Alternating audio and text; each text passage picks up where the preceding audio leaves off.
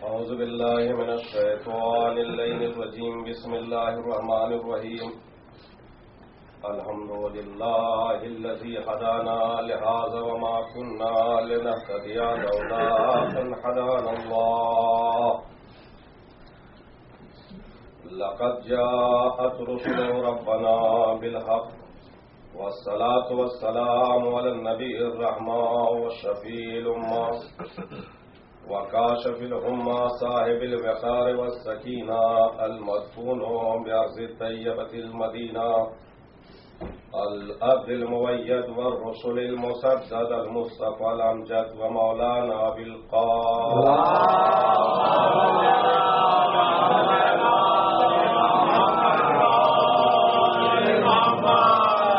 والصلاة والسلام على أهل بيت النبوة ومعدن الرسالة ومختلف الملائكة الذين أذهب الله عنهم الرجس وطهرهم تطهيرا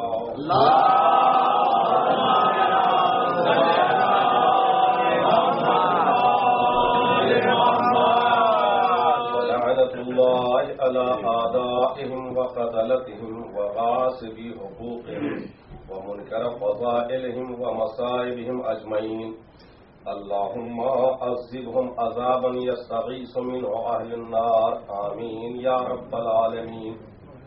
أعوذ بالله من الشيطان اللعين الرجيم بسم الله الرحمن الرحيم كنتم خير أمة أخرجت للناس تأمرون بالمعروف وتنهون عن المنكر.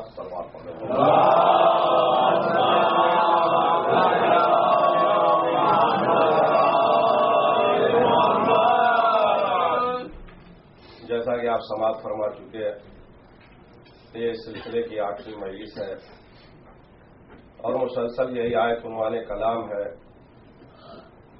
اس میں آل محمد کے بارے میں پروردگار عالم نے انہیں امت سے جدا کرتے ہوئے کہا کہ تم خیر امتن، تم بہترین امت تھے، پہلے ہی سے تھے، اخرجت للناس، یہاں لائے گئے ہو لوگوں کے لیے تاکہ تم لوگوں کو اچھی بات اور بری بات بتا سکو اور انہیں علم دے سکو. جزاک اللہ جزاک اللہ. یہ بات اور یہ جد و جہد اور قد و کاوش چل رہی ہے اور میں مسلسل آپ کے سامنے یہ پیش کرنے کی کوشش کر رہا ہوں کہ ہمارا کام الگ ہے اور آل محمد کا فریضہ الگ تھا. جس مقصد کے لیے ہم پیدا کیے گئے ہیں اس مقصد کے لیے وہ نہیں پیدا کیے گئے. ہم پیدا ہوئے ہیں خدا کو پہچاننے کے لیے، وہ پیدا ہوئے ہیں خدا کو پہچاننے کے لیے. کیا کہنے ہم دین سیکھنے کے لیے پیدا ہوئے، وہ دین سکھانے کے لیے پیدا ہوئے. اسی لیے میں نے یہ بات آپ کے سامنے رکھی تھی، شاید آپ کے اذہان عالیہ میں موجود ہو کہ آل محمد کا غرض خلقت عبادت نہیں ہے. بنص قرآن بدلیل قرآن آل محمد کا غرض خلقت عبادت نہیں ہے. وہ عبادت کرنے کے لیے نہیں پیدا کیے گئے تھے، عبادت سکھانے کے لیے پیدا ہوئے. اگر ہماری دلیل یہ ہے کہ اگر عبادت کرنے کے لیے پیدا کیے گئے ہوتے تو کبھی خدا یہ نہ کہتا کہ یا ایھا المزمل قم اللیل الا قلیلا، اے محمد راتوں میں ہماری عبادت کم کرو، ہماری نماز کم پڑھو. اگر وہ قرآن سنانے کے لیے پیدا کیے گئے ہوتے اور تلاوت کلام پاک ہی ان کا غرض خلقت ہوتا تو کبھی یہ نہ کہتا کہ ہم نے تم پر قرآن اس لیے نہیں نازل کیا کہ تم مشقت میں پڑ جاؤ، تبلیغ قرآن کم کرو. اگر ان کا فریضہ ہوتا تو اللہ کہتا کہ تم کو تو ہم نے قرآن سنانے کے لیے پیدا کیا، پڑھتے رہو قرآن. ہم نے تمہیں نمازی کے لیے پیدا کیا، پڑھتے رہو نماز. مگر اللہ نے یہ کہہ کے بتایا کہ ان کا غرض خلقت عبادت نہیں ہے، بلکہ تعلیم عبادت ہے، تربیت عبادت ہے، وہ ہمیں راہ عمل سکھانے کے لیے پیدا ہوئے ہیں۔ مگر میں نے یہ بات آپ کے سامنے رکھی کہ کوئی آیت، کوئی حدیث، کوئی قول ایسا نہیں ہے کہ اللہ نے کبھی کہا ہو کہ اہل بیت کے فضائل کو کم بیان کیا، بلکہ اس کے لیے تاکید کی گئی ہے کہ اگر یہ نہ کیا تو ساری رسالت بیکار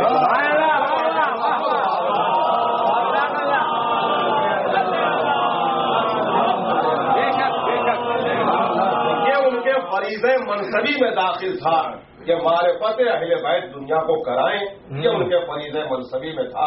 اس لیے یہاں پر آپ کو سختی، یہاں پہ سندی، یہاں پہ تیزی دکھائی دے رہی ہے کہ یہ نہ کیا تو کچھ نہ کیا، اس کا مطلب کہ یہ ان کے فریضے منصبی میں شامل تھا۔ اب یہاں سے جو آج میں اپنی بات شروع کر رہا ہوں، صاحبان علم و فہم ہے، میں زیادہ آپ کو تمہید میں نہ لے جاؤں گا کہ آل محمد سے کسی کو تقابل کا کوئی حق نہیں پیدا ہوتا، اس لیے کہ میں نے یہ بات کہی کہ ان کی نو ہماری نو سے الگ، ان کی جنس ہماری جنس سے الگ، ان کی غرض خلقت ہماری غرض خلقت سے جدا ہے۔ جس چیز سے وہ پیدا کیے گئے اس چیز سے ہم نہیں پیدا کیے گئے۔ بات آگے کہاں پہ رکی تھی کہ لوگ یہ کہتے ہیں کہ ہم پیغمبر جیسے، اور قرآن کی دلیل دیتے ہیں کہ قل انما انا بشر مثلکم، کہ خود خدا نے کہا کہ محمد کہہ دو کہ میں تمہارے جیسا بشر۔ تو آل محمد اور پیغمبر اور ان کے آل ہمارے جیسا جسم رکھتے تھے، ہاتھ پیر جسم اسی طرح سے تھے، مگر آل محمد کے لیے بس کیا کرو کہ اردو بہت ہی محدود زبان اس لیے لفظ استعمال کرنی پڑ رہی ہے کہ آل محمد کے پاس دو منصب ایک ساتھ تھا۔ آل محمد نور سے پیدا ہوئے تھے، بشری پیکر لے کے اس دنیا میں آئے تھے۔ آل محمد کو ہر آن دنیا کو سمجھانا تھا کہ ہم نوری ہیں، اور یہ بھی سمجھانا تھا کہ ہم بشری ہیں۔ ورنہ دنیا کہتی کہ صاحب یہ روزہ رکھنے کے لیے کہتے ہیں، کیا معلوم کہ گرمی میں روزہ رکھنے سے کتنی پریشانی ہوتی ہے، ان کو تو پیاس نہیں لگتی، ان کو تو بھوک نہیں لگتی۔ آل محمد نے کہا نہیں، ہم کو کہنے لگے صاحب ان کو بال بچوں کی محبت ہی کہا، یہ تو میدان میں لڑتے ہیں، ہم تو ان کو مار ہی نہیں پا رہے ہیں، ان کے اوپر تیر تلوار کا حملہ کا ہو رہا، ان کو کیا پتا کہ جہاد کا کنسپٹ کیا ہے اور جہاد میں کیا ہوتا ہے۔ آل محمد نے کہا بالکل تمہارے جیسے رہیں گے، تلوار چلاؤ گے خون بہے گا، بازو کٹے گا، گلا کٹے گا، سب کچھ ہوگا، ہم تمہاری طرح رہیں گے، مگر اتنا یاد رکھنا کہ جب یہ سب کمالات دیکھنا تو اپنے جیسا کبھی نہ کہنا۔ ہم بھی اگر لگاتار 3 روز روزے رکھیں گے تو ہمارے اوپر بھی کمزوری طاری ہوگی، اور ہاتھ سے ہم روٹی نہیں توڑ پائیں گے اور گھٹنے کا علی سہارا دیں گے۔ مگر علی نے آواز دی مسجد کوفہ میں کہ جس وقت گھٹنے سے روٹی توڑے تو اپنے جیسا بھی نہ کہنا۔ یہ بشریت کا ثبوت ہے کہ گھٹنے سے روٹی ٹوٹ رہی ہے، اور نورانیت کی بات آئے گی نا تو 2 انگلی سے خیبر کا دروازہ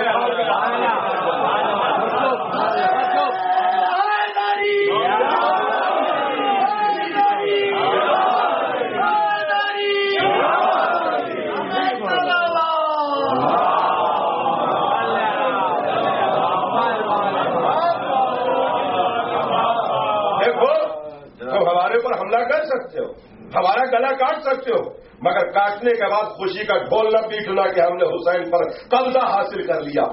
جب بشریت کو ثبوت ہے کہ تن اور سر میں جدائی ہوگی، مگر نورانیت کے اعلان کے لیے کربلا سے شام تک ہم قرآن کی تلاوت کر کے بتائیں گے۔ ہم ہر جگہ یہ ثابت کریں گے کہ تمہارے جیسے نہیں، تو ہمارے ستارے کو چھکا کے بتائیں گے کہ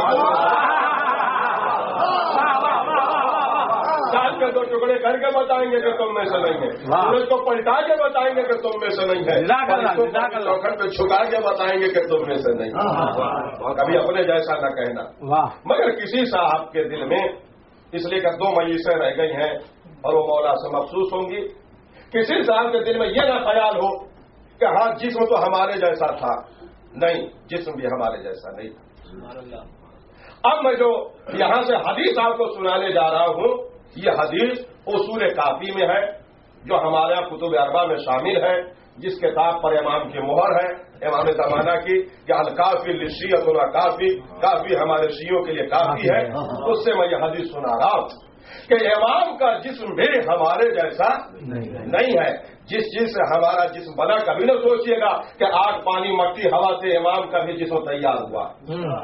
میں حدیث سنا رہا ہوں, آگ پانی مٹی ہوا سے ان کا جسم تیار نہیں ہوا. امام کے بعد کچھ لوگ آئے امیر المومنین کی خدمت میں اور آگے کہتے ہیں مولا یہ بتائیے کہ آپ کی روح کس چیز سے پیدا ہوئی. بڑے غور سے اس حدیث کو سنیے گا اور بڑے فضائل کے دریا ہیں اس میں.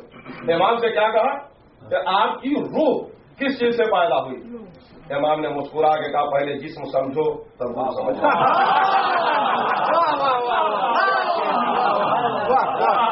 نہیں, پیغمبر نے کیا کہا کہ ہماری ہر حدیث کو قرآن سے ملانا. قرآن سے ملانا. قرآن کی آیت سنا رہا ہوں آپ کو. علی نے بلا وجہ نہیں کہا, قرآن کی تفسیر علی نے بیان کر دی. جب کہا آپ کی روح کس چیز سے پیدا ہوئی, کہا روح سمجھنے کے لیے کہاں سے آ گئے, پہلے جسم تو سمجھو. قرآن کیا کہہ رہا, بولے روح من امر ربی. یہ پیغمبر جب لوگ آپ سے روح کے بارے میں آپ کے پوچھے تو کہیے کہ امر پروردگار ہے, تمہارے سمجھ سے باہر.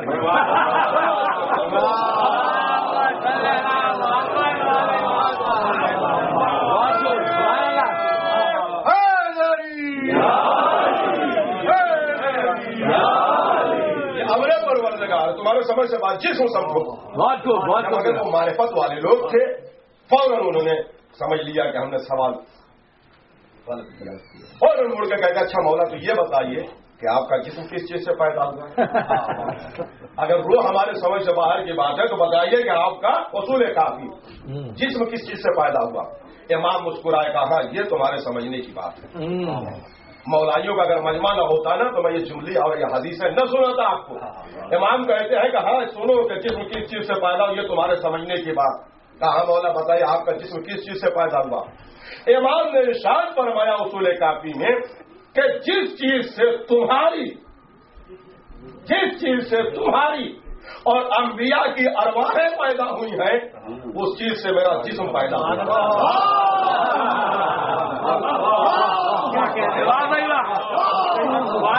بات میں نے کہی.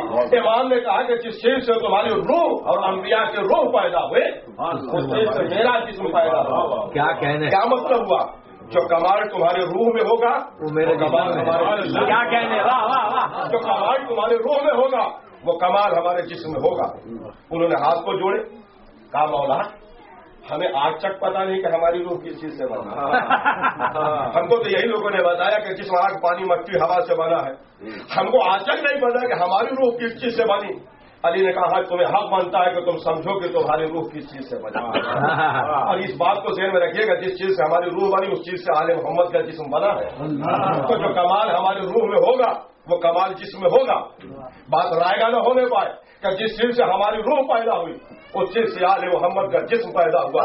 تو جو کمال ہمارے روح میں ہوگا وہ کمال جسم میں ہوگا. میں نے حوالہ دیا اپنی تفصیل سے. امام نے اس حدیث کو اصول کافی میں بیان فرمایا. جناب جاوید عادی صاحب بیٹھے, میں ان کے سامنے یہ حدیث آپ کو سنا رہا ہوں کہ اصول کافی میں امام نے ارشاد فرمایا کہ جس چیز سے روح پیدا ہوئی تمہاری اس سے جسم پیدا ہوا. کہنے لگے مولا تمہیں بتائیں ہماری روح کس چیز سے بنی. تو جسم کو تو برابر آپ سنتے ہیں 4 چیز سے, آگ پانی مٹی ہوا. امام نے کہا تمہاری روح 5 چیزوں سے مل کے بنی. 5 کو سنیے انشاءاللہ معراج حاصل ہوگی. امام نے کہا کہ تمہاری روح ہے 5 چیزوں سے مل کے بنی. کہا مولا وہ کون سی چیزیں ہیں. کہا سنو 5 چیزیں اصول کافی. کہا جوہر بقا, جوہر ارتقا, جوہر علم, جوہر نور, جوہر خوشبو. یہ 5 مٹیریل سے ہماری روح پیدا ہوئی. کیا جوہر بقا, جوہر نور, جوہر خوشبو, جوہر علم, جوہر بقا, جوہر ارتقا. 5 چیزوں سے ہماری روح تیار ہے. اب ذرا تشریح سنیے گا تاکہ آپ کے اندر ولایت کا جذبہ پیدا ہو.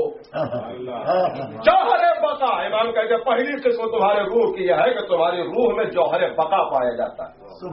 یعنی تمہاری روح آب حیات سے بنی ہے, آب بقا سے بنی ہے, امرش سے بنی ہے. نہیں توجہ کر رہے ہیں. آپ کی روح کو کبھی فنا نہیں ہے. یہ جو کہتے ہیں جب روح نکلتی ہے تو کہتے ہیں مٹی, یا مٹی میں, آگ آگ میں, پانی میں, مٹی میں, ہوا میں. سال بھر کے بعد 6 مہینے کے بعد یہ جسم سڑ گل کے یہی ختم ہو جاتا ہے. یہ روح وہاں کی ہے لہذا وہاں جاتی ہے. یہ جنت جہنم برزخ عذاب ثواب یہ کس پر ہے؟ روح پر. نہیں توجہ کیا امام نے کہا کہ تمہاری روح جو ہے جوہر بقا سے بنی ہے، یعنی اس روح کو کبھی فنا نہیں ہے. امام نے کہا کہ اگر تمہاری روح کو کبھی فنا نہیں ہے تو ہمارے جسم کو کبھی فنا نہیں ہے.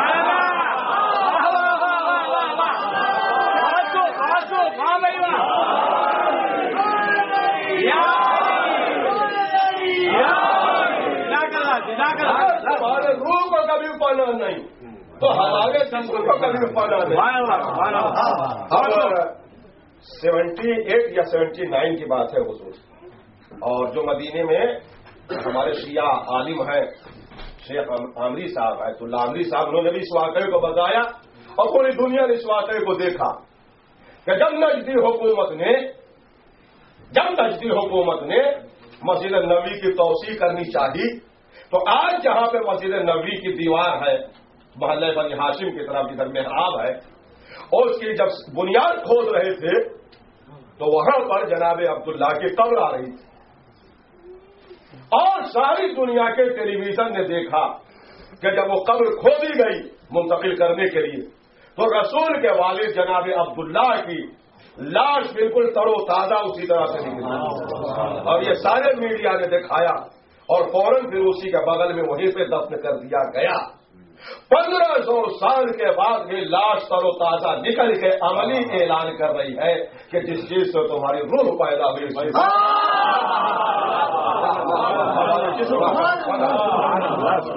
دوسری چیز ہے یہ سارے میڈیا پہ آیا ہے، سارے الیکٹرانک میڈیا اور پرنٹ میڈیا میں یہ خبر چھپی کہ ان کی لاش تر و تازہ نکلی اور پھر دفن کی گئی. شیخ عامری نے اس واقعے کو بتایا. دوسری چیز کو ہے جس کے اوپر میں نے پوری یا حدیث جس واقعے کا اگر یہ ایک جملہ امام کا نہ ہوتا تو میں یہ پوری حدیث نہ سناتا آپ کو. بڑا وجہ ہے، بڑی کیفیت ہے اور بہت استدلال ہے اور بڑے جواب ہیں اس حدیث میں، اس فقرے میں. امام کہتے ہیں دوسرا جملہ یہ امریکہ والوں کو زیادہ سمجھنا چاہیے جنہیں بڑے سائنس کا خط سوار ہے. امام کہتے ہیں کہ دوسری قسم ہے جوہر ارتقا. ارتقا کے معنی ہوتے اڑنے کے، ارتقا کے معنی ہوتے ہیں بلندی میں جانے کے، ارتقا کے معنی ہوتے ہیں پرواز کرنے کے. امام کہتے ہیں تمہاری روح میں جوہر ارتقا پایا جاتا ہے. ابھی میں سب حدیث سنا رہا ہوں اپنی طرف سے کچھ نہیں. تمہارے روح میں جوہر ارتقا پایا جاتا ہے. اسی لیے امام نے مثال دی کہ جب تم سوچتے ہو تو خواب دیکھتے ہو کہ ہم یہاں پہنچے وہاں پہنچے،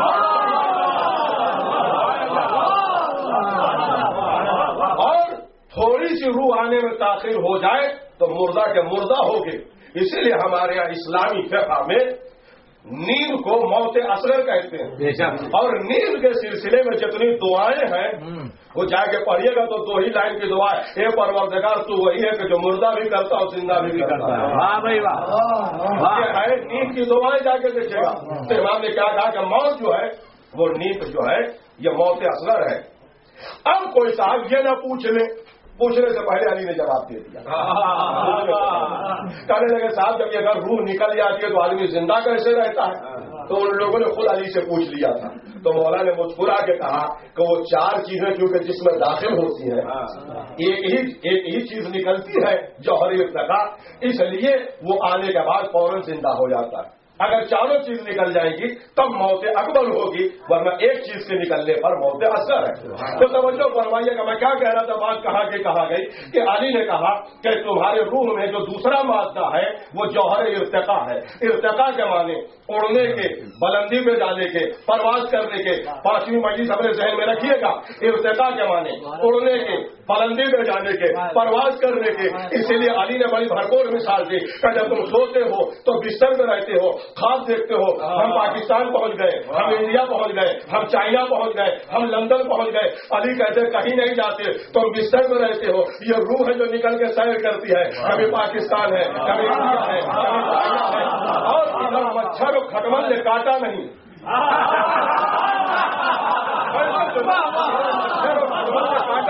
کہ وہ فوراً چشمے صدر میں داخل ہو جاتی ہے. علی نے کہا اگر تھوڑی سی دیر ہو جائے تو مردہ کے مردہ، تھوڑی سی دیر ہو جائے تو مردہ سے مردہ، تھوڑی دیر ہو جائے تو مردہ کے مردہ. یہ کمال کس کا ہے؟ کا روح کا کمال. علی نے کیا کہا؟ جو کمال تمہارے روح میں ہوگا وہ کمال ہمارے جسم میں ہوگا.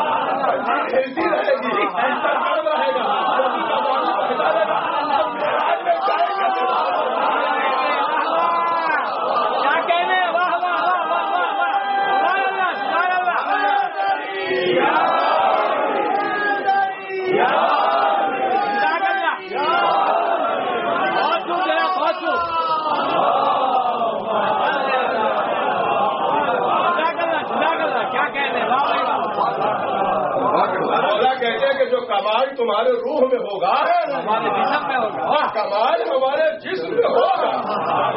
تمہاری روح چشمے زدن میں انڈیا اور پاکستان جا کے آئے گی تو ہم بھی زنجیر ہلتی رہے گی, بستر گرم رہے گا, وضو کا پانی بہتا رہے گا, اور معراج میں کیا کہنے. اب اگر اپنے میں اور ان میں فرق رکھنا ہے تو کہو کہ ہم کو روحانی معراج ہوتی ہے, ان کو جسمانی. کیا کہنے. خیال میں جنت کا تصور دیکھا کرتے خواب میں جنت. اگر خواب والی جنت پیغمبر نے بھی دیکھ لی تو ہمارے اور ان میں فرق کیا؟ ہم نے خواب و خیال کی جنت دیکھی, انہوں نے حقیقت کی جنت. سبحان اللہ سبحان اللہ. انہوں نے حقیقت کی جنت دیکھی ہے. تو اگر ماننا ہے تو یہ مانو کہ انہیں جسمانی معراج ہوئی تھی. بے شک. بچوں کہیے گا, اب میں تین موضوع کو حل کرنا, میں جملہ سنیے گا کہ ہمیں روحانی معراج, انہیں جسمانی معراج. ہمیں روحانی معراج, انہیں جسمانی معراج. ہمیں روحانی معراج ہوئی تھی اور انہیں جسمانی معراج ہوئی تھی. اور پیغمبر جب معراج پہ گئے تو قرآن نے منظر کشی کی کہ میرا حبیب جب معراج میں آیا تو نہ اس نے دائیں دیکھا نہ بائیں دیکھا, قرب خدا میں آیا. قرآن کہہ رہا کہ میرا حبیب جب معراج میں آیا تو نہ دائیں دیکھا نہ بائیں دیکھا. کسی سٹی میں جب آپ پہلی مرتبہ جائیے گا تو یہ دیکھیے گا وہ دیکھیے گا, جب 10-20 مرتبہ پہنچ جائے گا کیا کہنے.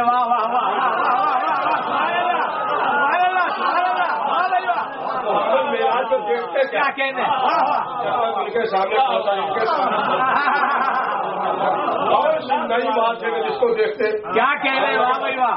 کہنے لگے کہ بس اس بھائی کو دیکھنے آیا ہوں.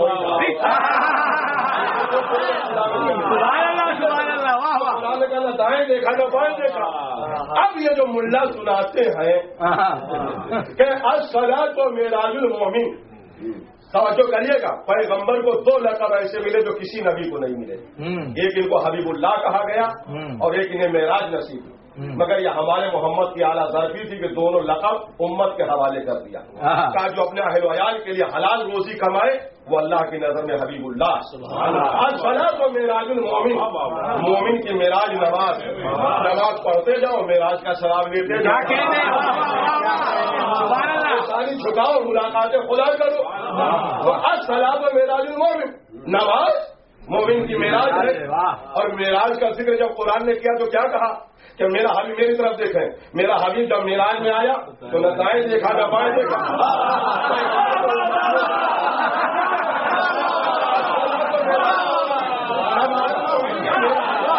جب ہم معراج میں گئے تو نہ دائیں دیکھیں نہ بائیں دیکھیں. معراج میں نہ دائیں دیکھیں نہ بائیں.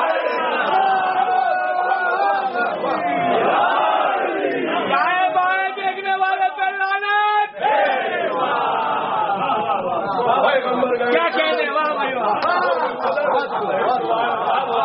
خدا میں چلے. اور اب بات آ گئی, ایک جملہ اور آگے کا سن لیجیے, بات کو مجھے آگے بڑھانا.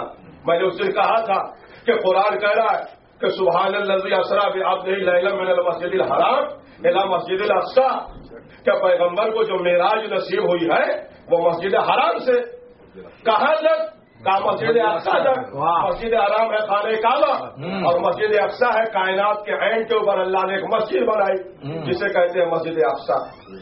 وہاں تک گئے تھے, یہاں سے اور وہاں تک گئے تھے. اب جو لوگ جسمانی معراج کا انکار کرتے ہیں ان کے پاس کوئی ثبوت نہیں ہے, صرف ایک جب وہ فرماتی ہے کہ سر زانوں پہ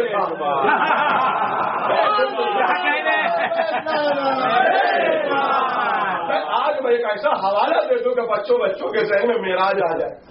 ایک صاحب کی شادی 1 جنوری سن 2005 میں ہوئی. ان کی بیوی جو تشریف لائی ہے وہ شہر کے جو نوٹ لکھیں گی وہ کب کی لکھیں گی. 2005 کے بعد 2006 میں میرے شوہر نے کیا کیا, 7 میں کیا کیا, 8 میں کیا کیا.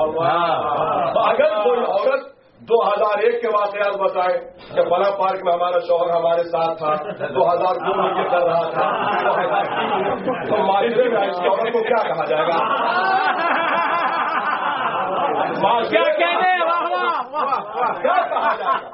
سارے علماء متفق ہیں کہ ان سے شادی پیغمبر کی ہوئی ہے مدینے میں, رسول اللہ کو معراج ہوئی ہے مکہ میں. ہے کہ شادی سے پہلے یہ شوہر کے حالات کیسے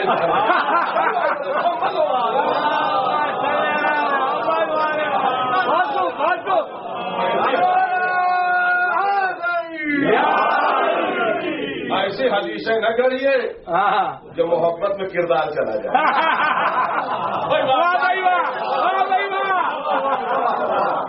شادی ہوئی ہے مدینے میں, معراج ہوئی ہے پیغمبر کے مکے میں. قرآن کہتا مسجد حرام خانہ کعبہ کہاں تک گئے؟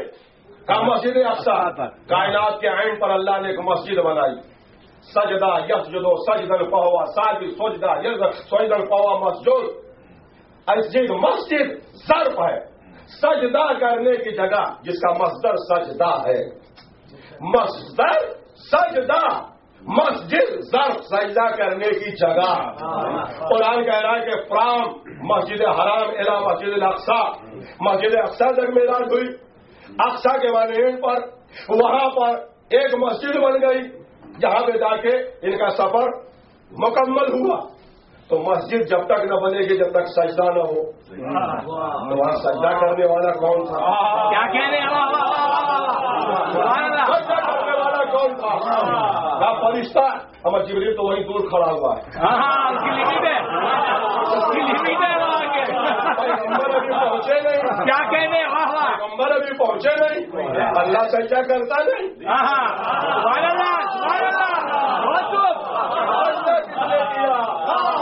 ایک جملہ سنیے گا, بات کو آگے بڑھا دو, ورنہ یہی ایک موضوع ہے کہ علی جہاں سجدہ نہیں کرتا کبھی وہ جگہ لائق ہے سجدہ نہیں.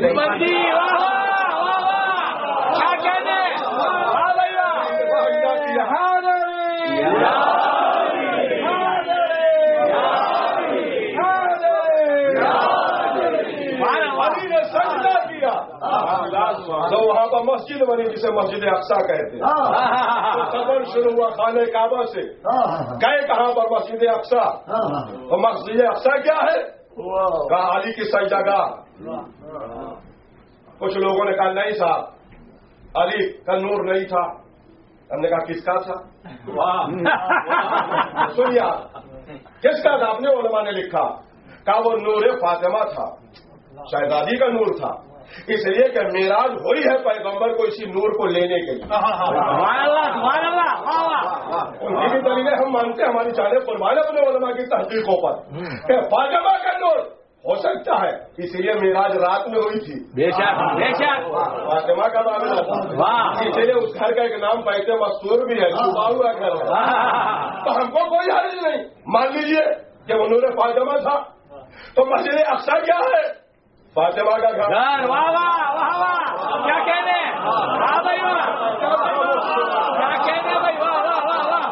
مسجد اقصی کیا ہے؟ فاطمہ کا گھر. کعبہ علی کا گھر. کیا کہنے؟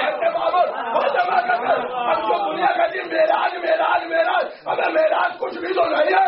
محمد علی کے گھر پہ چلے, فاطمہ کے گھر.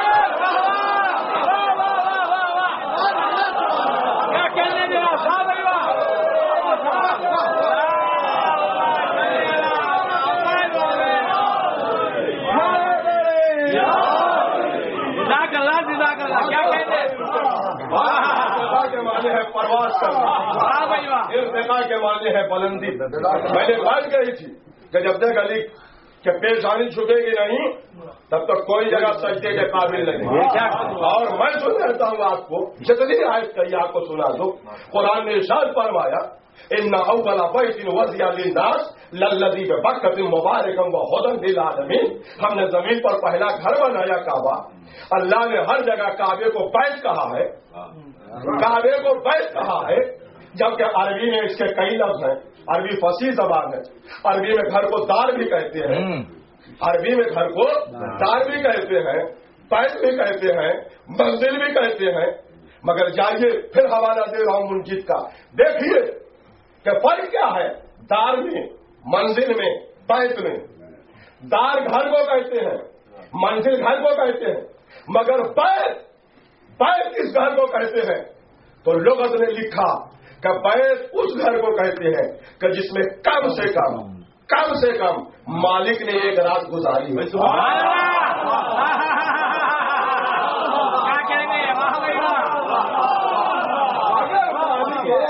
نہ چھوڑے اور وہ گھر بنا پڑا رہے تو زندگی بھر عربی میں دار کہا جائے گا، منزل کہا جائے گا، بیت کا درجہ نہیں مل پائے گا۔ اللہ نے اپنے گھر کو نہ دار کہا نہ منزل کہا، بلکہ خالق لغت نے اللہ نے اپنے گھر کو بیت کہا۔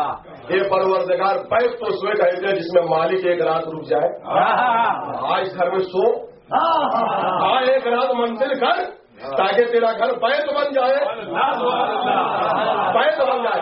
اب سمجھ میں آیا کہ اللہ کو ایک گھر کیوں بنانا پڑا سجدے کے لیے بیت مقدس، کعبہ سجدے کے قابل کیوں نہیں بن پایا تھا؟ اس لیے کہ کعبہ کو بیت کا اسٹیٹس نہیں مل پایا تھا، بیت کا اسٹیٹس نہیں مل پایا۔ اللہ نے کہا بیت پروردگارا کا اگر میں یہاں پہ رکنے کے لیے آ جاؤں، ٹھہرنے کے لیے آ جاؤں تو خدائی چلی جائے گی۔ میں اللہ ہوں، واجب الوجود ہوں، یہ میری شان کے خلاف ہے کہ میں آگے قیام کروں، اور جب تک قیام نہیں ہوگا بیت نہیں بنے گا، بیت نہیں بنے گا۔ تو اب تلاش کرو کوئی ایسی بیوی جو کم سے کم 3 راتیں آ جائے، ایک بچے کو لے کے یہاں گزار دے۔ ایک رات میں بیت بنتا ہے، علی نے اپنے ماں کے ساتھ 3 راتیں گزاری ہیں۔ نہیں تو ماں کی بھی مدع کر دو ایک جملے میں، میرا کروڑوں سلام ہو علی کے اوپر بھی، علی کی ماں فاطمہ بنت اسد پہ بھی۔ علی محمد کا مشکل کشا، فاطمہ اللہ کی مشکل کشا۔ کیا کہتے ہیں آپ؟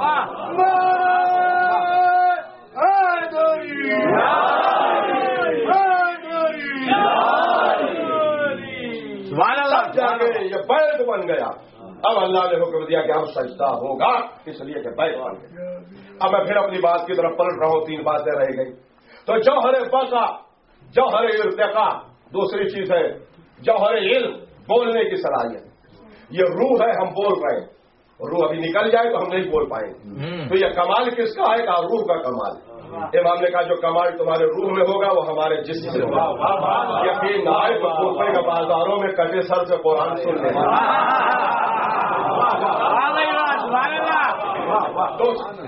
چوتھی قسم جوہر نور، دیکھنے کی صلاحیت۔ جب تک روح انسان کے جسم میں ہوتی ہے دیکھتا ہے، روح نکل جائے تو پھر کسی کو پہچانتا نہیں۔ امام نے کہا جو کمال تمہارے روح میں ہوگا وہ کمال ہمارے جسم میں ہوگا۔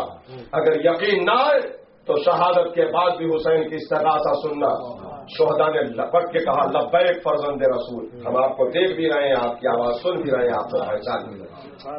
5ویں اور آخری قسم ہے جوہر خوشبو۔ ہمارے روح میں جوہر خوشبو پایا جاتا ہے، اسی لیے کہ ہمارے یہاں کوئی مرتا ہے تو عزیز و اقارب آتے ہو کہتے ہیں کہ تجہیز و تکفیر میں جلدی کرو۔ ہم نے کہا جلدی کیوں صاحب؟ 80 سال ہمارے ابا تھے، 8 سال اور رکھیں گے ہم، احمق ہے آپ۔ اب لاش سڑ جائے گی، بدبو آئے گی، 2 دن میں سڑ جائے گی لاش، تو ابھی 80 سال کیوں نہیں سڑی؟ کہا اس لیے کہ جوہر خوشبو پایا جا رہا ہے۔ سبحان اللہ، سبحان اللہ، کیا کہتے ہیں؟ نکل گیا بدبو آئے گی۔ سبحان اللہ، واہ واہ۔ ہم نے کہا کہ جو خاصیت تمہارے روح میں ہوگی وہ ہمارے جسم میں ہوگی۔ اگر تمہارے روح میں جوہر خوشبو ہے تو ہمارے جسم میں جوہر خوشبو ہے۔ ہمارا لاشا کربلا میں 1 دن پڑا رہا ہے یا 3 دن پڑا رہا ہے، استغفر اللہ اعظم باللہ، استغفر اللہ اعظم باللہ، ہمارے جسم میں بدبو نہیں آ سکتی اور خوشبو آئے گی، اور فرشتے زیارت کے لیے آئیں گے۔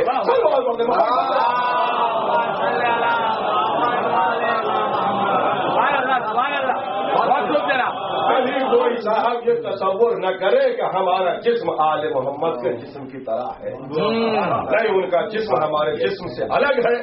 جس چیز سے ہمارا جسم پیدا ہوا ہے اس چیز سے آل محمد کا جسم نہیں پیدا ہوا، لہذا کسی کو تقابل برابری کا کوئی حق بنتا ہی نہیں، اس لیے کہ ان کا جسم جس چیز سے ہماری روح پیدا ہوئی ہے اس چیز سے ان کا جسم پیدا ہوا ہے۔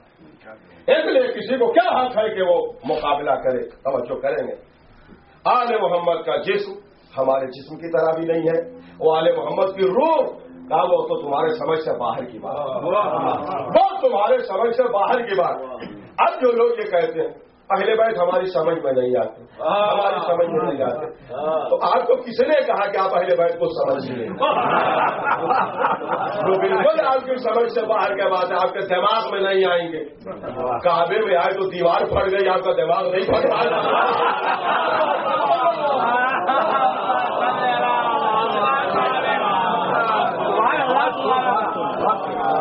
یہ وہ ہے کہ جن کا شکریہ خدا ادا کرنا، یہ وہ ہے کہ جن کی وجہ سے کائنات کی تخلیق ہوئی ہے. اور پھر میں بار بار یہ کہتا کہ امیر المومنین کے بارے میں بات نہ کریے گا خلافت وغیرہ. یہ تو وہ تھے کہ جن کے پاس خدائی آ رہی تھی، نہیں دیا. ابراہیم نے یہی کام لگایا تھا، نمرود سے یہی کہا تھا کہ ہمارا خدا وہ ہے کہ جو سورج نکالتا ہے، اگر وہ خدا ہے نکال کے پلٹ دے، مغرب سے نکال سورج، مغرب سے سورج نکال. ایک بوڑھا تھا وہاں پر 160 سال کا، وہ پیچھے پیچھے دوڑا ابراہیم کے، کہنے لگا ابراہیم اگر یہ مغرب سے سورج نکال دیتا تو خدا مان لیتے تم؟ مان لیتا. وہ گھر آیا، اپنے بچوں کو جمع کیا اور کہا میرے لال جب تک میں زندہ ہوں انتظار کروں گا، میں مر جاؤں تو تم اس وقت کا انتظار کرنا کہ جو مغرب سے سورج کو نکال دیا.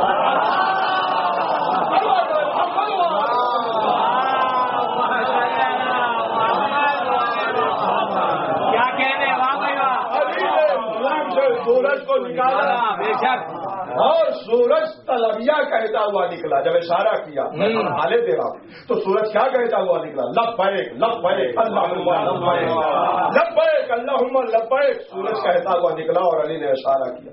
ایک جگہ میں میت پڑھ رہا تھا تو بعد میں ایک نوجوان نے پوچھا کہ صاحب یہ کون سی فضیلت ہے علی کی کہ سورج پلٹا دیا؟ ہم نے کہا ہے نا بھائی. کہا نہیں، اس سے پہلے موسیٰ کے وسیع یوشع بن نون نے بھی سورج پلٹایا تھا. یوشع بن نون نے علی سے پہلے سورج پلٹایا تھا. دعا میں فطرہ موجود ہے یوشع بن نون نے سورج پلٹایا، تو علی نے تو بہت بعد میں پلٹایا. ہم نے کہا تم کبھی کبھی مجلس میں آتے ہو، اسی کا نتیجہ ہے. باپ کے ساتھ انگلی پکڑ کے آئے ہوتے تو تمہیں 7ویں امام کی دعا معلوم ہوتی. دلیل دے رہا تمہیں 7ویں امام کی دعا معلوم ہوتی. 7ویں امام ارشاد فرماتے ہیں الہی بحق کا ردت شمسا یوشع بن نون میں اس میں کا لذی. 7ویں امام کیا کہتے دعا کر رہے ہیں پروردگار اے خدا تجھے اس نام کا واسطہ کہ جس نام کو لے کر یوشع بن نون نے سورج کو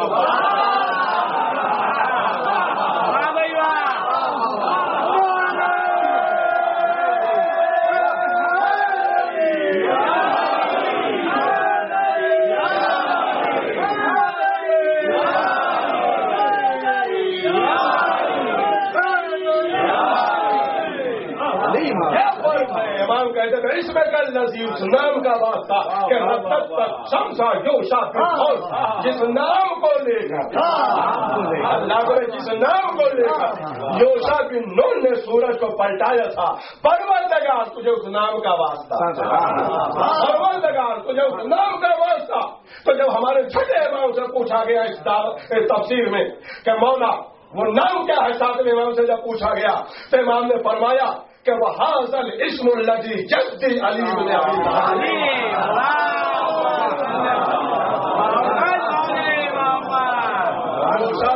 خوشنودی حضرت علی بن ابی طالب بلند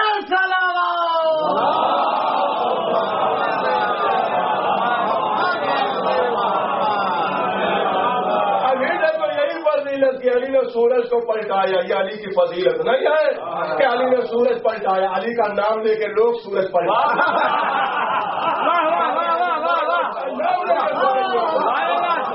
یوشع بن نون نے سورج پلٹایا. یوشع بن نون نے علی کا نام لے کے سورج پلٹایا. اور امام کہتے ہیں کہ پروردگار اسی نام کا واسطہ کہ جس نام کو لے کے یوشع بن نون نے سورج پلٹایا.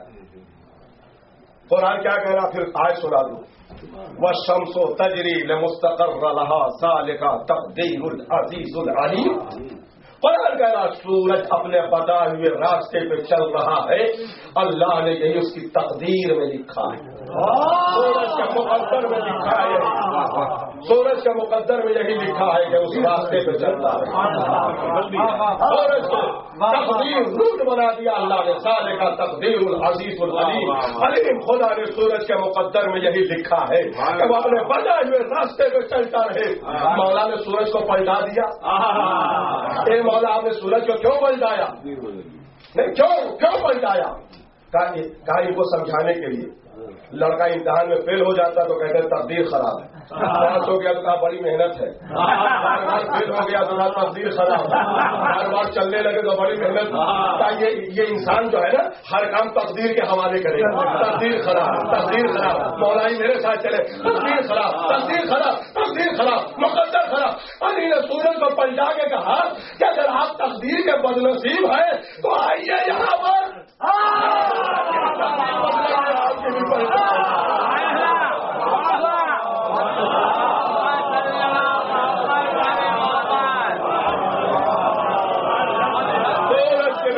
بدلتے ہیں، آپ کی بھی تقدیر بدل دیں گے۔ اللہ نے ہمیں اختیار دیا ہے کہ ہم تقدیر بدل دیں، ہم مقدر بدل دیں، ہم قسمت کا لکھا ہوا بدل دیں۔ اور اعمال شب قدر میں آپ پڑھتے ہیں کہ پروردگار تجھے اس نام کا واسطہ ہے کہ جو قسمتوں کو بدلتا ہے، تقدیروں کو بدلتا ہے۔ اگلے بھائی مقدر بدل دیتے ہیں، تقدیر بدل دیتے ہیں، قسمت کا لکھا ہوا بدل دیتے ہیں۔ اب اس کے بعد بھی لوگ ہم سے کہتے ہیں کیسے بخشوائیں گے، کیسے بخشوائیں گے؟ ہماری سمجھ میں نہیں آتا گنہگاروں کو جنت کیسے دلوائیں گے، ہماری سمجھ میں نہیں آتا گنہگاروں کو جنت کیسے دلوائیں گے۔ چپ رہیے، آپ کی سمجھ میں نہیں آتا، آپ کو نہیں دلوائیں گے۔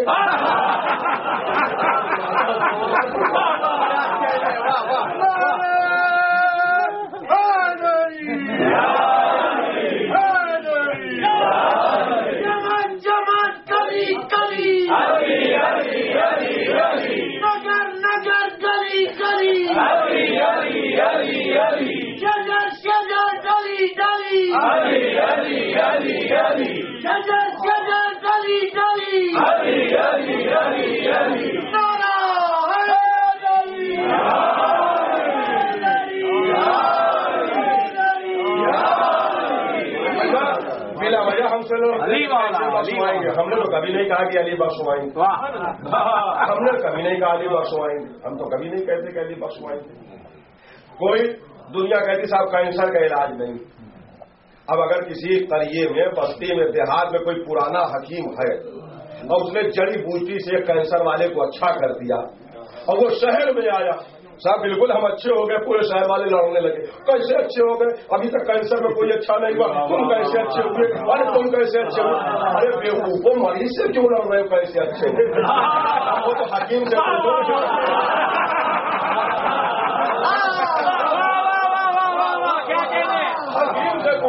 کیسے اچھا ہوا؟ ہم نے تھوڑی کہا کہ ہم بخشوائے جائیں گے، ہماری شفاعت ہوگی، ہم جنت میں جائیں گے۔ صادق آل محمد کہتے ہیں ہم اپنے شیعوں کو بخشوائیں گے۔ جب ان سے لڑو کیسے آپ بخشوائیے گا؟ ان سے لڑیے، خود سے لڑیے، ان سے لڑیے، ہم سے کیوں لڑیں؟ ہم نے نہیں کہا کہ ہم بخشے جائیں گے، ان کی طرف سے یہ دعویٰ ہے کہ ہم اپنے شیعوں کو بخشوائیں گے۔ کیا کہتے ہیں؟ واہ بھائی، علی نے کہا کہ بالا میرے شیعہ میرے ساتھ جنت میں میرے درجے میں رہیں گے۔ ہماری حدیث نہیں، ان کی طرف سے اعلان۔ اور ہمارا تو یہی کہنا ہے کہ مولا ہم نے آپ کی محبت نہ جنت کے شوق میں کی ہے نہ جہنم کے ڈر سے کی ہے، آپ اس قابل ہے کہ محبت کی۔ یہ بات ہے، واہ بھائی واہ، کیا کہتے ہیں؟ واہ واہ واہ واہ۔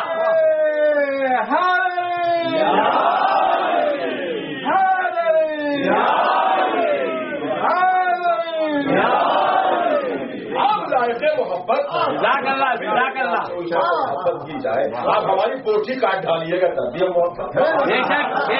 اور دنیا کو دکھا دیا، دنیا کو دکھا دیا چاہنے والوں نے۔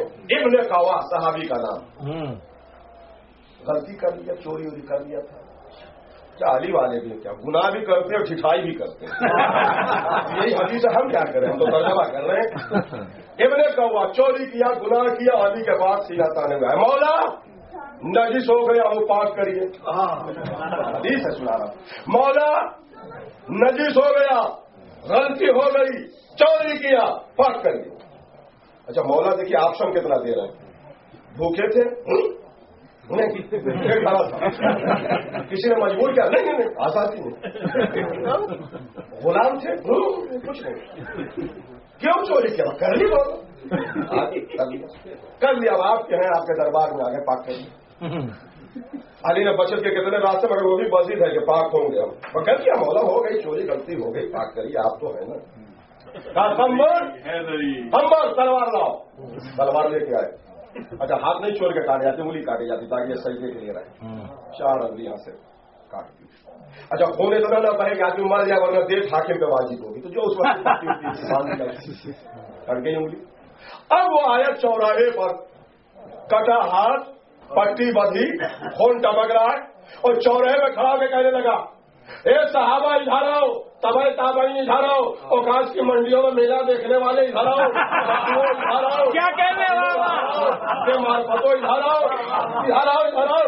سنو, کائنات میں کسی کے پاس ایسا امام ہو تو بتاؤ جو آخرت کی بڑی سزا کو دنیا کی چھوٹی سزا. ارے کیا کہنے, کیا کہنے, واہ بھائی واہ, کیا کہنے لگا, واہ بھائی واہ. چوری کی سزا دینی تھی خدا کو. چوری کی سزا, آج ہم چوری کریں, گناہ کریں تو خدا نے سزا دے گا. لیکن اور چوری کی سزا دینی تھی خدا کو. علی نے دنیا میں دے کے خدا کی سزا کو معاف کر, خدا کی سزا کو معاف کر رہے ہیں. شریک کار وحدت ہے علی. بتاؤ کسی کے پاس ایسا امام جو آخرت کی بڑی سزا کو دنیا کی چھوٹی سزا میں بدل دے. تم نہیں پہچانتے تو پہچان لو, میرا مولا کعبے میں پیدا ہوا, حالات کے لیے, تدبیر اس کے لیے, مواہلے میں یہ تھا, رسول کا ناصر تھا, مددگار تھا. اب فضائل سنائے جا رہا, اب بھیڑ لگ گئی, خون بہ رہا, فضائل سنا رہے. سب کو علی کے فضائل سوٹ نہیں کرتے بنا. اس زمانے میں نہ اس زمانے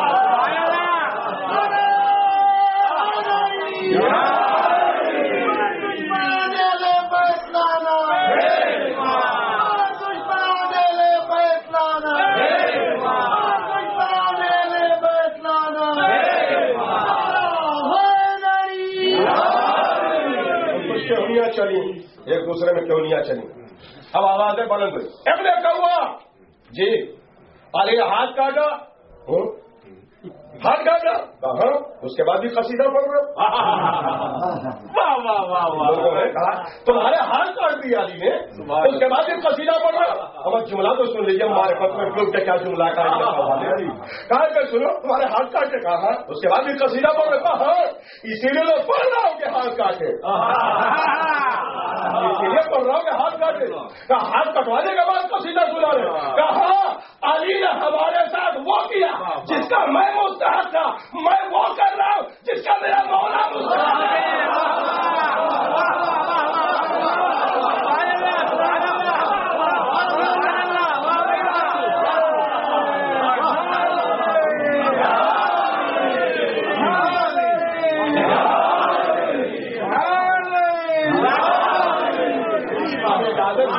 کوا سے ایک بات ہم پوچھ رہے.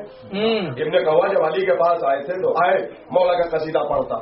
مولا آپ کی ہو سکتا انگلی تو نہ کٹتی, انگلی کٹوانے کے بعد قصیدہ پڑھ رہا. اور پھر جب علی کو پتا چلا تو علی نے بلایا اس کو. میں پہلے قصیدہ پڑھتا, میں کیا کہہ رہا ہوں, بتا کرے کہ میرے پاس آپ کے سہن میں اتر جائے. میں پہلے قصیدہ پڑھتا نا, جب آیا تھا دربار میں تو قصیدہ سنانے لگتا. فیضان رحمت یہاں پر بارش ہو رہی تھی, مگر وہاں پہ چپ. ہاتھ جب کٹ گئے تو قصیدہ چالو ہو گیا.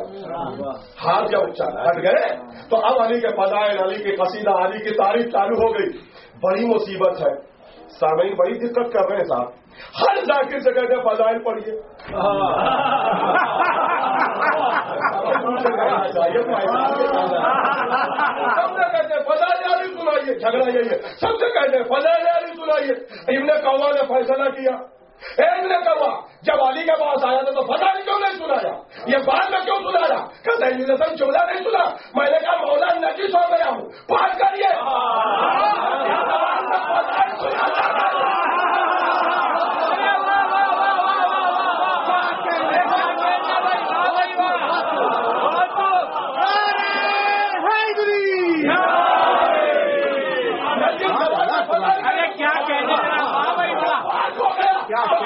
پڑھنے لگا تو ہر زبان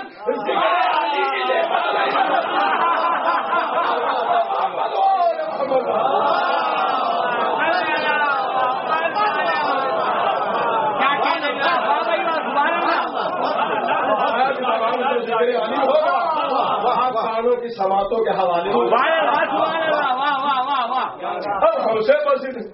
ہم سے بزید تو سب نہیں فضائل سنا سکتے. اور دلیل میں دینا پھر قرآن آپ کو سنا. نہ ہر ذاکر فضائل پڑھ سکتا نہ سب سے کہیے کہ مجلس میں آئیے. ہمارے بس کی بات تمہارے کا فیصلہ. پھر سنیے قرآن چل رہا کئی دن سے قرآن کو سنتے جائیے. قرآن جناب ابراہیم نے جب کعبہ بنا لیا تو باپ بیٹے کے علاوہ کوئی نہیں تھا. دور دور تک کوئی آبادی نہیں. باپ بیٹا ایک پتھر دے رہا ہے, ایک رکھ رہا, کعبہ بن گیا. باپ بیٹے کے علاوہ کوئی نہیں. اب پھر قرآن کہہ رہا ابراہیم حج کے لیے بلاؤ لوگوں کو. ابراہیم کہ پرور دیکھا دور دور تک کوئی آبادی نہیں, حج کے لیے کس کو بلائے؟ اللہ نے ڈاٹا حکیم کا فعل حکمت سے خالی نہیں ہوتا. ہمارا کام ہے بلانا, آواز میں قدرت پیدا کرنا میرا ہے. وہ جو آپ طواف کرتے ہیں مقام ابراہیم ہے نا, اسی میں ابراہیم کھڑے ہوئے اور آواز حج اکبر ان لوگوں حج کے لیے آؤ. اللہ نے کہا ابراہیم مبارک ہو. کیا ہوا؟ کہا تمہاری آواز تو قیامت تک کے پیدا ہونے والی نسلوں کو مجھے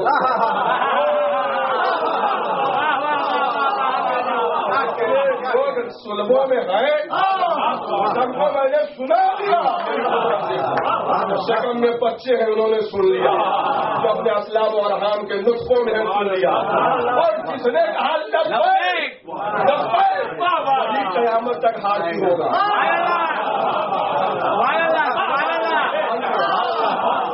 آج پیسے پہ ڈیمانڈ پیسے پر نہیں ہے.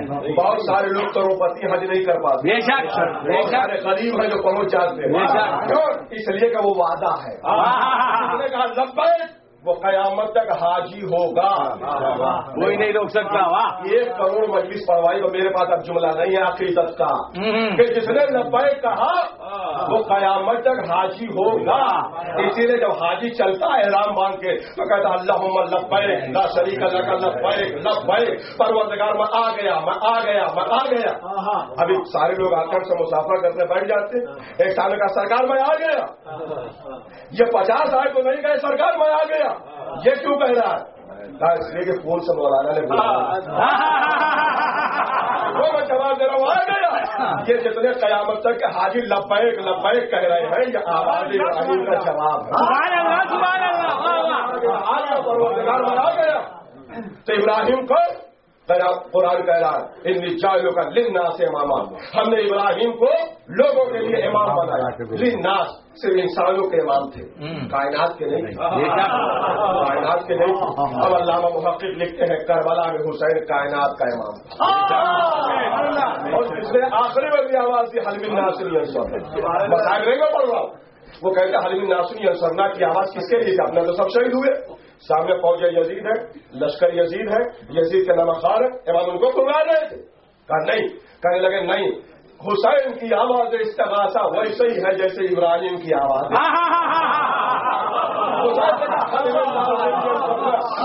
قیامت تک جتنے لوگوں نے اپنی ماں کے شکم میں سلبوں میں رحموں میں لبیک یا حسین کہا وہ قیامت تک حسین ہی ہو گیا.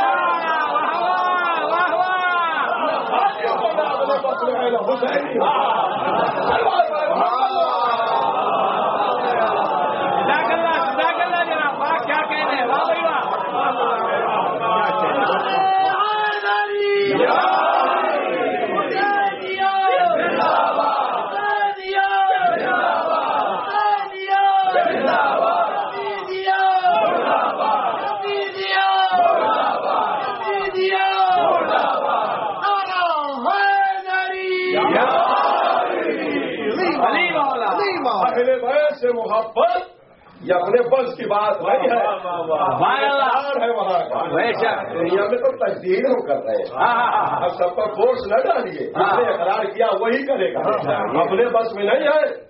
ایسے لیے جس نے جتنی زیادہ محبت حدیثوں میں ہے کہ جس نے جس ماں باپ کا انتخاب کیا وہ ماں باپ کی گود میں پیدا ہوگا، جس زمانے کا انتخاب کیا اس زمانے میں وہ پیدا ہوگا، جتنے پیمانے محبت کا اقرار کیا اتنے ہی پیمانے محبت اس کے دل میں آئے گا، اتنے ہی پیمانے محبت۔ لہذا جب عقیدت میں اور معرفت میں وہ ڈوبے گا تو آل محمد کے فضائل اسے دکھائی دیں گے۔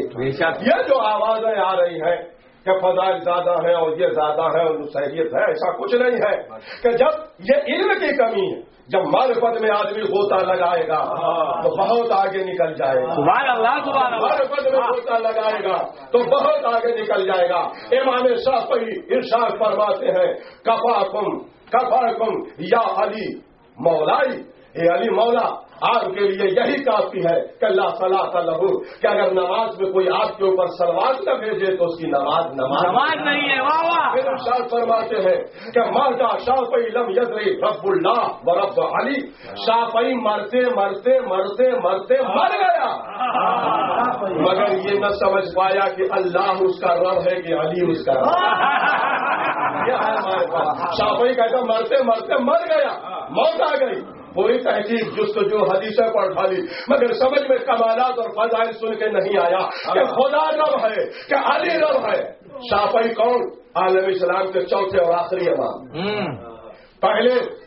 پہلے حنیفہ، پھر حنبل، پھر مالک، پھر شافعی، اور شافعی کہتا ہم مرتے مرتے مر گئے۔ اب عمل ختم ہو گیا تو ہم مرنے جا رہے ہیں مگر ابھی بھی ہماری سمجھ میں نہیں آیا کہ علی رب ہے کہ خدا رب ہے۔ یہ ہمارے منہ نہ لگیے گا، ہمارے منہ نہ لگیے گا۔ آپ کا چوتھا ہمارے پڑھنے کو پہچان نہ سکا۔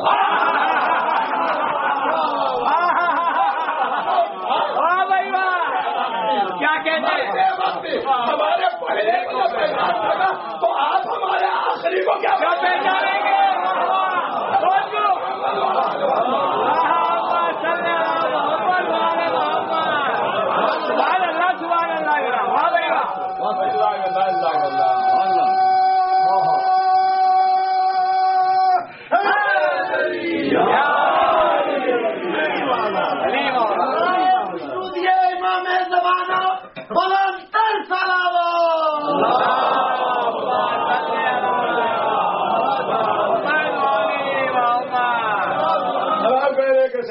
ہم شاعری نہیں ہے مگر مولا کا فضائل ہے یہ۔ اب کیسے طے ہو کہ فضائل کی حد کیا ہے؟ طے کیسے ہو کہ فضائل کی حد کیا ہے؟ کون طے کرے گا؟ تو کسی کو حق نہیں علی کے فضائل کی حد طے کرنا، اس لیے کہ مولا نے خود طے کر دی۔ مولا کو معلوم تھا کہ اعتراضات ہوں گے، پڑھیے نہج البلاغہ، میں سنا رہا ہوں آپ کو۔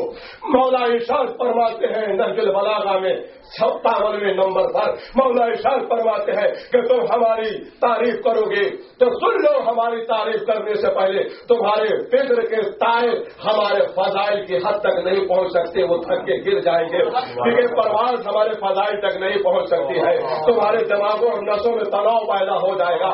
امام کہتے سنیے، امیر المومنین کا خطبہ ہے، امام کہتے ہیں سنو، ہماری تعریف جتنی کرو گے وہ ہمارے اسٹینڈرڈ سے کم ہوگا، علی نے معرفت کا جملہ کہا۔ امام ارشاد فرماتے ہیں نجم الغم میں ایک جملہ کہ ہمارے بارے میں جو کہنا ہو کہو، سب کر ہے خدا نے کہو، باقی سب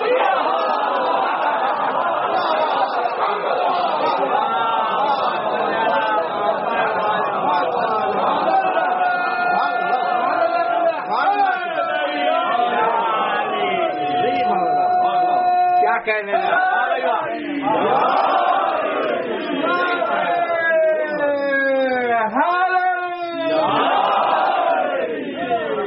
اب بجائے کیا سنا ان کو؟ قرآن ہم بتا رہے، حدیث ہم بتا رہے، مولا کا قول نہیں سنا گا، علی کہہ رہے کہ جو چاہو کہو، پڑھو نہج البلاغہ، خدا نہ کہو، خدا نہ کہو، باقی جو بھی کہو گے وہ سب ہماری حیثیت سے کم ہوگا، کہتے جاؤ۔ اس لیے جب غالب عقیدت میں ڈوبا اور غوطہ زد ہو کے علی کے محبت میں نکلا تو کہتے دیتا ہے. یار ندی میں دوست سے آتی ہے بوئے دوست, مصروف حق و بندگی ہے عالم کہتا ہے کہ میں علی کی بندگی کر رہا ہوں, اور آپ کے پاکستان سے اخبار کہہ رہا ہے کہ اسلام کے دامن میں بس اس کے سوا کیا ہے, ایک ضرب ید اللہ, ایک سجدہ شبیری. مگر اس کے بعد سنیے کہ جہاں سارے صوفی فیل ہو گئے, سارے علماء فیل ہو گئے, سارے شورا فیل ہو گئے, جب عقیدت میں ڈوبا جس کے پیشانی پہ مکھی نہ بیٹھتی تھی, سب سے نازک مزاج میر تقی میر جب علی کی محبت میں ڈوبا, میر تقی میر جب علی کی محبت میں ڈوبا تو اس نے سب کو پیچھے کیا, علی کو پیچھے کیا, رسال کو پیچھے کیا, علماء کو پیچھے کیا, صوفیوں کو پیچھے کیا, قلندروں کو پیچھے کیا, اور کہتا یہ بھی ہے کوئی مذہب کہ ہم شاہ کہے ہیں.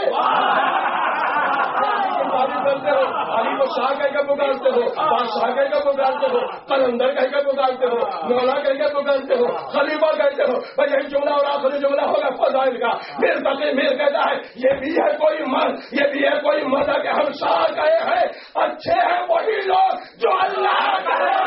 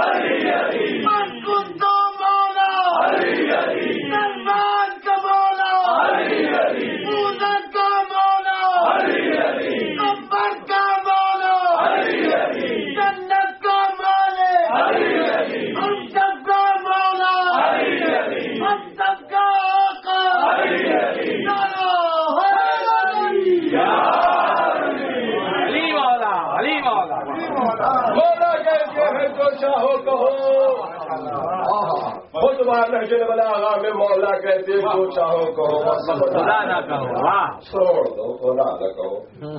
علی نے روک دیا, ورنہ خدائی تو خود بخود آ رہی تھی, اور ان کے دادا ابراہیم قدموں تک پہنچا رہے تھے. ابراہیم نے داؤ پہ لگا دیا تھا نا خدائی کو کہ جو مردے کو زندہ کرے وہ خدا, جو مردے کو زندہ کرے وہ خدا, جو پچھم سے سورج نکالے وہ خدا. ابراہیم آئیے دیکھیے مردے کو زندہ بھی علی نے کیا ہے, پچھم سے سورج کو بھی نکال دیا. قسم خدا کی فوراً علی نے پیشانی سجدے میں رکھی. اگر نہ رکھتا تو دنیا کو خدا ماننا پڑتا. علی نے پیشانی سجدے میں رکھ دی. پڑھیے, ویسے تو میں نے کہا اللہ کے 10,000 سے زیادہ نام ہے, 750 جوشن قبیل میں ہے, مگر 99 نام بچوں کو بتائے جاتے ہیں بغدادی قادم. 99 نام اللہ کے, 99 نام اللہ کے ہیں, 99 نام اللہ کے. مگر ابراہیم نے کسی نام کو داؤ پہ نہیں لگایا. اللہ اس لیے کہ یہ ذات نام ہے, ذاتی نام ہے, باقی سب صفاتی نام. تو ایک اللہ کے 99 نام, بغدادی قاعدہ اٹھا کے پڑھیے, 99 نام. اللہ ایک اس میں ذات ہے, 99 نام میں تہذیب الحسن کہہ رہا 98 نام علی کو اللہ نے دی. علی کا علی نے اپنے کو خالق کہا, علی نے اپنے کو رازق کہا, علی نے اپنے کو رحیم کہا, علی نے اپنے کو کریم کہا. یہ جتنے اللہ کے نام ہیں وہ سب اللہ پیدا کرتا رہا اور علی کو دیتا رہا. خالق تم لے لو, رازق تم لے لو. 99 نام میں 98 علی کو دیا اور کہا اے علی ایک لفظ اللہ اپنے لیے بچائے رکھا تاکہ اب تو معبود میں فرق رہ جائے. یہی تو بچائے جانا, ایک لفظ اللہ ہم اپنے لیے بچا رہے, یہ بھی دے دیتے مگر اس لیے بچا لیا تاکہ خالق اور مخلوق میں فرق رہ جائے. علی اللہ ہم نے اپنے لیے بچایا بلکہ سب تم کو دے دیا. وہ جو بچا کے رکھا نا تو انہی کے خلیل نے دور پہ لگا دیا کہ وہ جو اللہ بچا ہوا ہے, میری طرف دیکھیں, وہ جو اللہ بچا ہوا 98 تو آ گئے یہاں, وہ جو ایک بچا ہوا ہے لفظ اللہ, اس کی 2 صفت. وہ اللہ کون ہوگا کا جو مردے کو زندہ کر دے, جو پچھم سے سورج کو نکال دے. علی نے مردے کو بھی زندہ کر دیا. نہیں میں آیت سنا رہا ہوں آپ کو, علی نے مردے کو بھی زندہ کیا, علی نے پچھم سے سورج کو بھی نکال دیا. وہ اللہ علی کے پاس آ گیا, علی نے فوراً سجدہ کیا. پروردگار سجدہ کر رہا ہو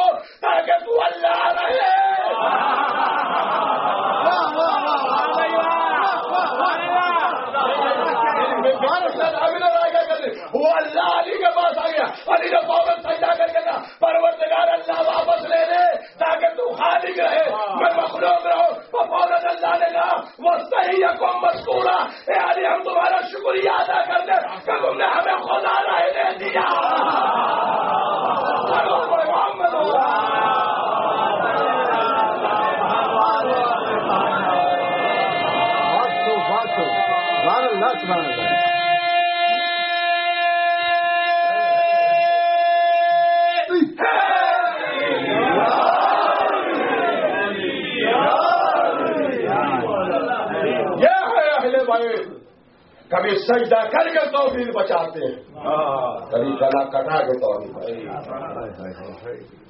کبھی سجدہ کر کے توحید بچاتے ہیں، کبھی گلا کٹا کے توحید بچاتے ہیں۔ کیا بگاڑا تھا دنیا نے آل محمد کو؟ کیا حیثیت دے رکھی دنیا نے آل محمد کو؟ کیا آل محمد اسی لیے آئے تھے کہ انہیں زہر دیا جائے؟ کیا آل محمد اسی لیے آئے تھے کہ ان کے سر پہ تلوار چلائی جائے؟ کیا اسی لیے آئے تھے کہ انہیں بھوکا اور پیاسا رکھا جائے؟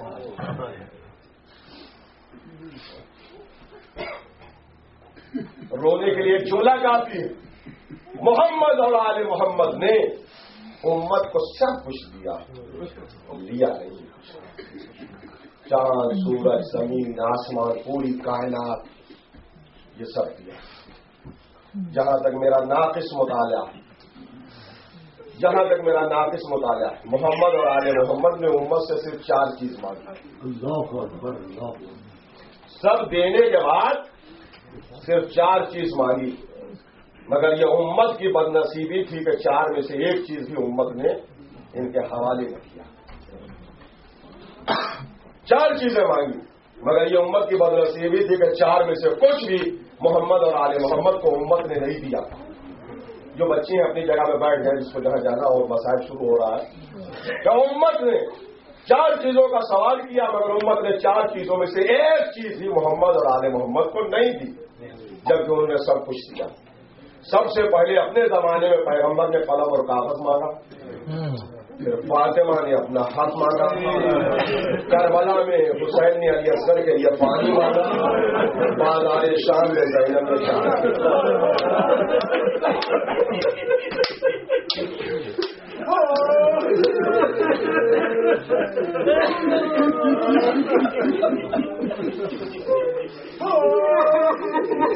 بس گناہگار امت نے نہ پیغمبر کو قلم اور کاغذ دیا، نہ زہرا کو ان کا حق دیا، نہ حسین کو پانی دیا، نہ زینب کو چادر۔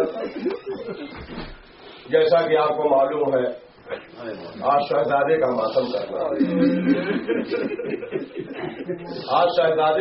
کرنا ہے، یہ مظلوم بھی ہے، یہ اپنا مظلوم۔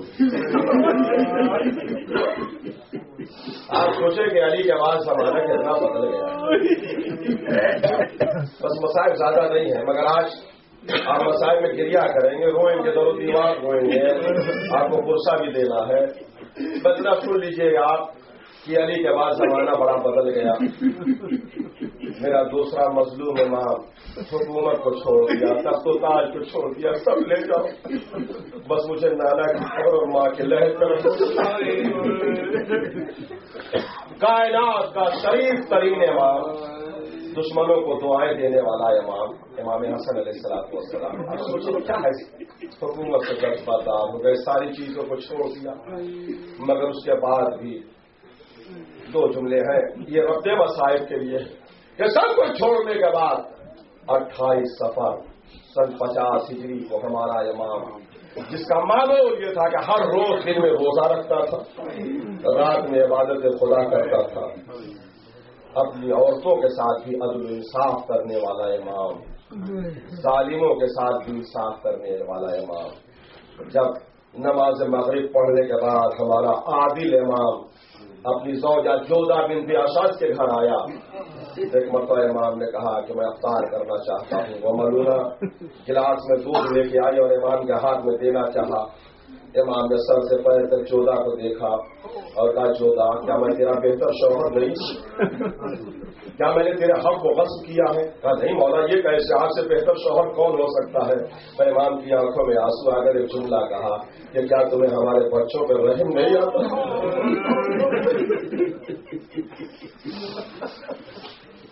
میں پڑھوں گا جناب قاسم کی شہادت میں یہ جملہ سن لیجیے گا، کیا تجھے ہمارے بچوں پہ رحم نہیں آتا ہے؟ کیا مولا کیسی باتیں کر رہے ہیں؟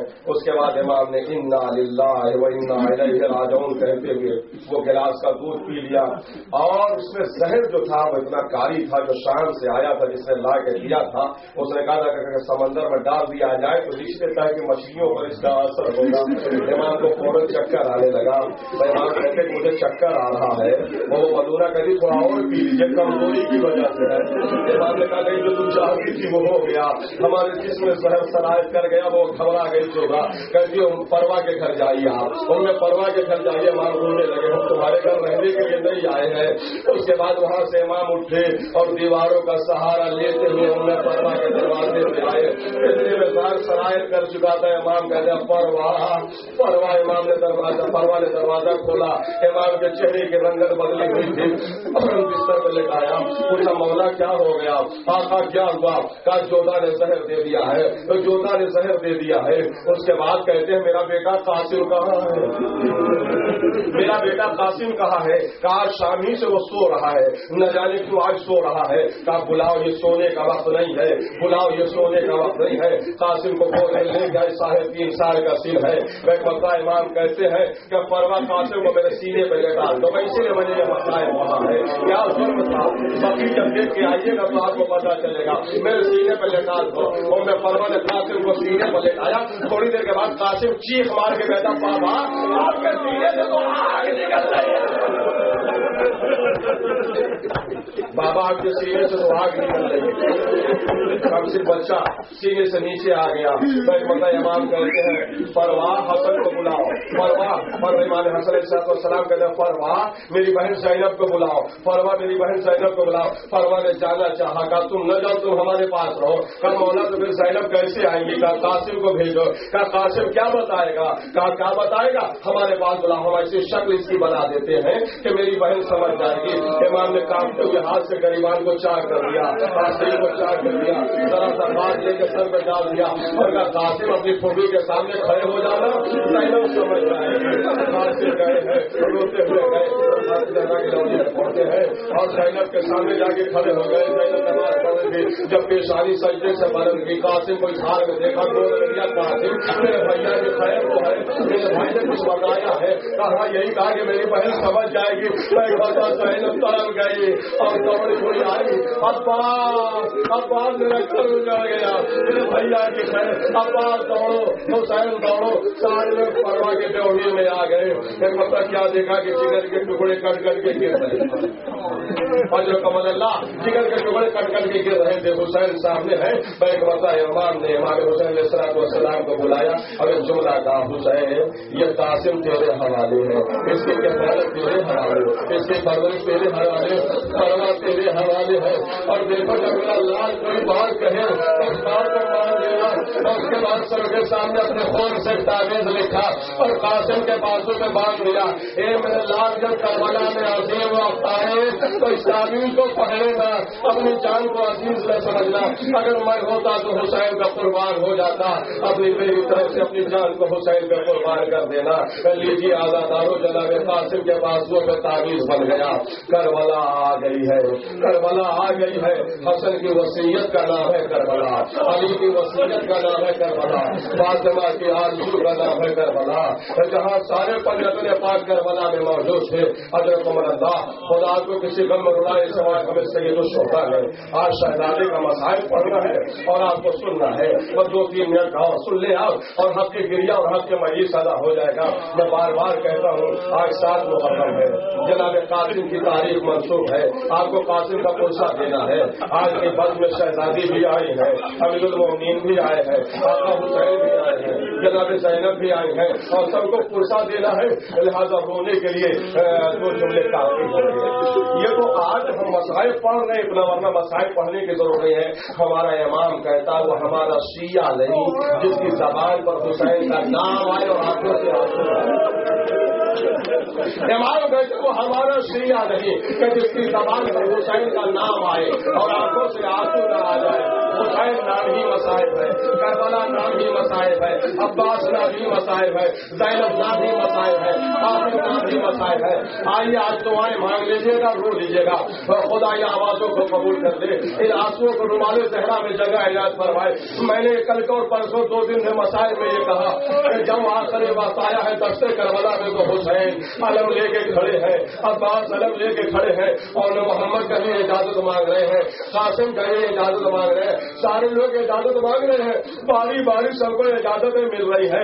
ایک مطلب جو قاسم اجازت مانگ رہے اجازت نہیں ہے, لاشوں پہ لاشیں آ گئے ہیں. تو ایک مطلب میں بروا نے بلایا قاسم سب کے لاشیں آ رہے ہیں, تم اپنی جان کو عزیز کیوں سمجھ رہے ہو؟ زینب کے بیٹوں کی میت آ گئی ہے, زینب فاطمہ کی بیٹی ہے, ہم کریم ہے کیا منہ دکھائیں گے فاطمہ کو؟ جلدی جاؤ اپنی جان کو دے دو. کہا ماں کیا بتائیں چچا اجازت نہیں دے رہے ہیں. تو اسی عالم میں قاسم کو یاد آ گیا کہ میرے بابا نے ایک تعویذ باندھا تھا, اور انہوں نے تعویذ کو کھولا اور لے کے آئے چچا کے پاس. چچا یہ میرے بابا کے تحریر ایسے پڑھیں گے. حسین نے تحریر کو دیکھا, آنکھوں سے لگایا, چومنے کے بعد کا قاسم یہ تحریر لائے ہو کہ موت کا پروانہ لائے ہو؟ یہ تحریر لائے ہو یا موت کا پروانہ لائے ہو؟ اجرکم اللہ. رو لیا آپ نے, ہم کی گریہ ادا ہو گیا, مال وحی صدا ہو گیا کہ یہ پروانہ لائے ہو, موت کا یہ تحریر لائے ہو. اس کے بعد حسین کہتے قاسم تمہیں اجازت ہے. علامہ شیخ جعفر شوسری نے لکھا ہے کہ جناب قاسم کو حسین نے اپنے ہاتھ سے تیار کیا تھا, اور جناب قاسم کو عباس کو بلایا, جناب قاسم کو اپنے ہاتھ سے تیار کیا ہے. مگر یہ جملہ لکھا ہے نا وہ قیامت کا جملہ ہے کہ امامے کو اٹھایا اور امامے کو چاک کر دیا, امامے کو بیچ سے پھاڑ دیا, دو حصے میں کر دیا. ایک حصہ سر پہ باندھ دیا اور ایک حصہ جو کپڑا بچا تھا وہ پوچھ پہ ڈال دیا, اور کہا قاسم خدا حافظ, قاسم میرے لال خدا حافظ. قاسم مقتل کے لیے چلے ہیں تلوار لے کر لڑنے کے لیے, کیونکہ فن سپاہی گری غازی ابو فضل عباس نے سکھایا تھا نا, تو عباس بلندی سے دیکھ رہے تھے, قاسم لڑتے جا رہے تھے, شجاعت میں لڑ رہے تھے. آج انہیں جنگ نہیں پڑھنی وہ مسائل پڑھنا رو لیا, اپنے ہاتھ سے گریا آدھا ہو گیا. قاسم کبھی میمنہ پہ لپلا کر رہے تھے, کبھی میسرہ پہ. آواز آ رہی تھی کہ یہ حسن کا لال ہے, علی کا پوتا ہے. شجاعت سے شجاعت جامع دکھا رہے تھے, عہدے کوفے سے ٹکرا رہی تھی کہ اسی عالم میں جناب قاسم کو دھوکے سے شہید کیا گیا. ایک شخص نے ریڑھ کی ہڈی میں ایسا نیزا مارا کہ جناب قاسم کی ریڑھ کی ہڈی پھوٹ گئی, اور جناب قاسم گھوڑے پہ آ گئے, اور گھوڑے پہ آنے کے بعد آواز دی یا اماں ادرک نہیں, یہ میرے چچا آپ میری مدد کریے. تو قاسم کے دو چچا تھے, ایک حسین تھے اور ایک علی اکبر تھے, ایک حسین تھے اور ایک عباس تھے. ایک طرف سے عباس گھوڑے سے دوڑے, ایک طرف سے حسین گھوڑے سے دوڑے. یہ آزاداروں میری ماں بہنوں بزرگوں بزرگوں کو دے گا. قاسم کا لاسن گھوڑے سے زمین پر آ چکا تھا. علی کے دو شیر دو طرح سے دوڑے, اور قاسم کو اس لیے روتے ہیں کہ سر کے لاشیں شہادت کے بعد بابا آئیے قاسم کا لاشا زندگی میں توڑ رہی تھی, اور ڈاپے جگہ جگہ پڑ رہی تھی, اور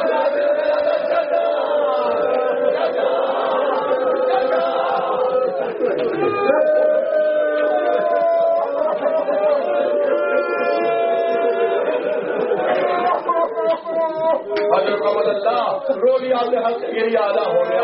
عام شہدا کے مسائل میں اور قاسم کے مسائل میں بنیادی فرق یہ ہے کہ عام اہل بیت کا لاشا شہادت کے بعد پامال ہوا ہے, مگر جناب قاسم کا لاشا زندگی میں پامال ہو گیا. سارے ٹاپے پڑ رہی تھی, اور جب حسین پہنچے تو لاشا پامال ہو گیا تھا. اب بعد پہنچے تو لاشا پامال ہو چکا, تو حسین رونے لگے. اب دیکھیں مسائل جو میں پڑھ رہا ہوں جو مقاصد سے بڑی ذمہ داری ہے. حسین چھوٹے کمر کھان کے, اور اس کے بعد کا عباس قاسم کے میت کو خیمے میں لے چل رہا ہے. اور میری طرف دیکھا تو اس کے بعد آپ جانیں گے مسائل جانے گا, کربلا جانے, قیامت جانے. جو منظر لکھا ہے من اس کے منظر کا شکر حسین دو بازو ہو کر چکے. میری طرف دیکھا حسین دو بازو ہو کر چکے, اور اپنے دونوں ہاتھوں کو قاسم کے میت کے نیچے رکھا, اور یا علی کہہ کے اٹھایا. لاشا اتنا پامال ہو گیا تھا کہ دو حصے میں توڑ کے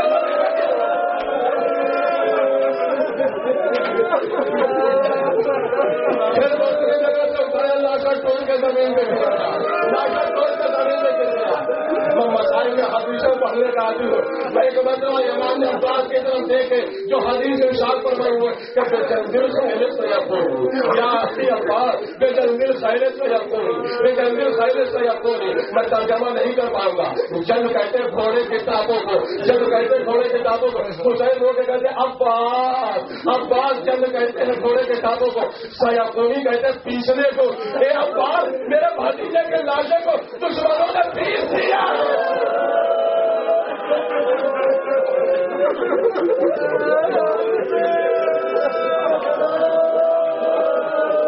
حسین کے جملے پہ اگر آپ نے روئیے گا تو آقا حسین جانے امام کہتے اباس کہ جلدی خیرے سے یقونی ارے ظالموں نے میرے بھتیجے کے ہڈیوں کو بھی پیس دیا ہے، اب کیسے لاشا اٹھایا جائے، کیسے لاشا اٹھایا جائے؟ تو اب بات سمجھ میں آئی کہ امام نے آدھے حصے کا ماما باندھا تھا، آدھا حصہ جو کپڑا خود پہ رکھا تھا اسی کو زمین پر لٹا دیا اور گوشت کے مچھروں کو اٹھا کر اسی کپڑے میں رکھا اور رکھنے کے بعد آواز دیا پاس ایک طرف سے حصہ تم پکڑ لو، ایک طرف سے ہم پکڑ گے۔